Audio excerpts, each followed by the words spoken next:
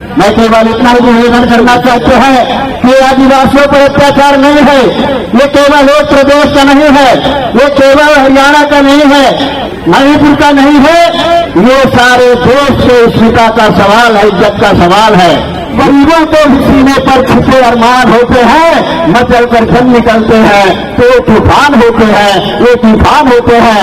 आइए हम सबको अपने हक अधिकार से अरमान और सम्मान कराए, इसी भावना के साथ लड़ने की जरूरत है। धन्यवाद। ये देश नहीं, दुनिया पूरी शर्मिंदा हो रही है, दुनिया थू थू कर रही है और मोदी जी मीडिया मोदी मीडिया के माध्यम से अपने आप को साबित करना चाहते हैं कि दुनिया की लीडरशिप करने की स्थिति में है।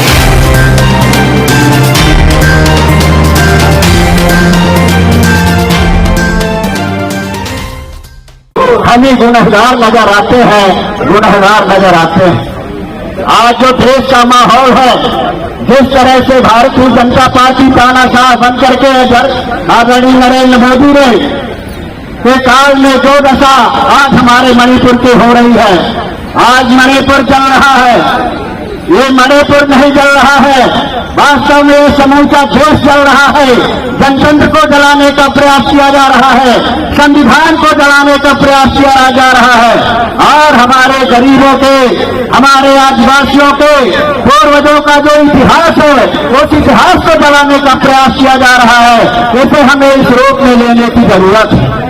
आज हद हो गई कि प्रजातांत्रिक मुल्क में एक साधारण व्यक्ति का भी अधिकार होता है कि अगर कोई अन्याय होता है, कोई अत्याचार होता है, उसकी कोई बात होती है तो FIR लिखने का, लिखाने का उसका अधिकार होता है, संवैधानिक अधिकार होता है। लेकिन आज बड़ा हफ्ता में स्थिति है। मैं आपसे पूछना चाहता हूं कि हमारे यहाँ बहु बेटियों का बलात्कार हो रहा है, हमारे खिलाड़ियों साथियों के साथ में किस तरह से उनका शोषण हुआ, लेकिन FIR दर्ज नहीं की जा रही है। जब न्यायालय हस्तक्षेप करता है उसके बाद अगर FIR दर्ज की जाए तो आप मानिए इस देश से कितनी गंभीर स्थिति है। कानून और व्यवस्था कहाँ है, जनतंत्र कहाँ है, लोगों का वो हर्ष और विश्वास जिसको रोक करके मोदी जी ने सत्ता हासिल किया है, उस विश्वास के साथ में आज जो बलात्कार हो रहा है, इसकी जिम्मेदारी किसकी है, इस पर विचार करने की जरूरत है। मैं केवल इतना ही निवेदन करना चाहते हैं कि आदिवासियों पर अत्याचार नहीं है, ये केवल एक प्रदेश का नहीं है, ये केवल हरियाणा का नहीं है, मणिपुर का नहीं है, ये सारे देश के अस्मिता का सवाल है, इज्जत का सवाल है। ये वही हमारा आदिवासी समाज है। जब इस देश को जरूरत पड़े थे तो आजादी की लड़ाई में इन्होंने अपने स्वाभिमान और सम्मान के लिए, अपने हक अधिकार के लिए कुर्बानी दिया था। ये वो ताकत है देश के, जिस ताकत पर देश को भरोसा है, यही वो ताकत है जो हमारे देश को बनाती है, यही वो ताकत है जो हमारे देश के स्वाभिमान और सम्मान को आगे बढ़ाती है। इस ताकत के साथ में आज जो हो रहा सुनियोजित तरीके से बहुत ही दुर्भाग्यपूर्ण है और इसका हम सबको बदला लेने की जरूरत है और ये संकल्प लेने की जरूरत है कि आज कोई आदिवासी नहीं, कोई दलित नहीं, कोई हरिजन नहीं, कोई सामान्य बैकवर्ड नहीं, हम सब इंसान हैं और आज इंसानियत पर हमला हो रहा है। हम सबको संगठित होकर के इस तानाशाही सरकार को उखाड़ कर फेंकने की जरूरत है। आज हम लोग सदन में उठाना चाहते हैं।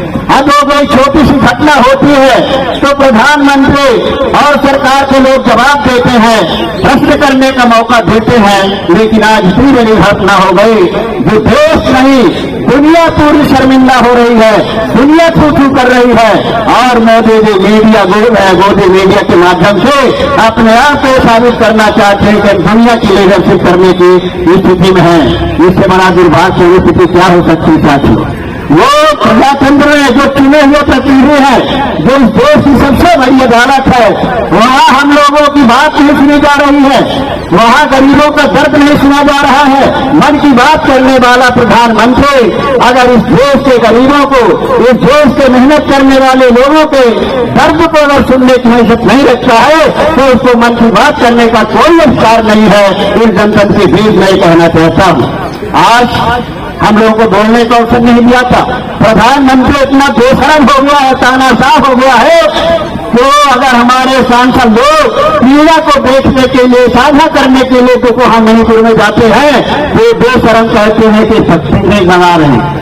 लेकिन इनको शर्म नहीं आती है कि जिस तरह से मणिपुर में हो रहा है, जिस तरह हत्याएं हो रही हैं, लाशों का ढेर फैला हुआ है, बलात्कार हो रहे हैं, हमारी माताओं बहनों को नंगा बिताया जा रहा है, उसके बाद जो भी प्रधानमंत्री नरेंद्र मोदी उसका जवाब देने के लिए तैयार नहीं है, सदन में आने के लिए तैयार नहीं है, बोलने के लिए तैयार नहीं है, तो पिकनिक कांग्रेस नहीं बना रही है, पिकनिक आप बना रहे हो, अंदर से खुश हो रहे हो।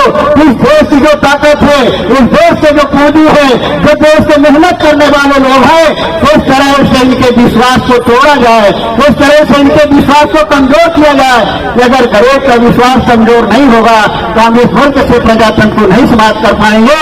उस तरह से सोची समझी नीति के तहत हमारे गरीबों के विश्वास को तोड़ने का प्रयास किया जा रहा है।